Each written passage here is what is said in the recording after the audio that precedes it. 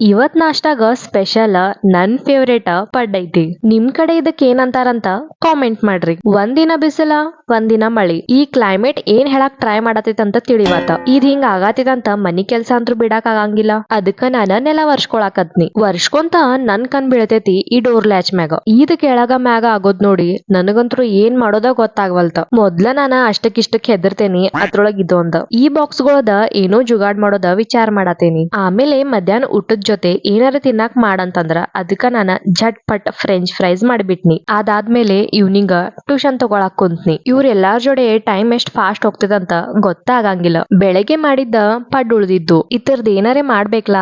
ಅದಕ್ಕ ಆಯಿಲ್ ಒಳಗ onion fry ಮಾಡಿ ಅದಕ್ಕ ಸ್ವಲ್ಪ ಉಪ್ಪ, ಖಾರ, soya sauce, chilli sauce, tomato sauce ಹಾಕಿ ಕೊತ್ತಂಬರಿ ಮತ್ತ ಪಡ್ ಹಾಕಿ ಮಿಕ್ಸ್ ಮಾಡ್ಬಿಟ್ನಿ. ನಾನ್ ಬಂದ್ ತಿನ್ನೋಷ್ಟ್ರೊಳಗ ಇವ್ರ ಅರ್ಧಕ್ಕರ್ಧ ಮುಗಿಸ್ಬಿಟ್ಟಿದ್ರ ಅದನ್ನ.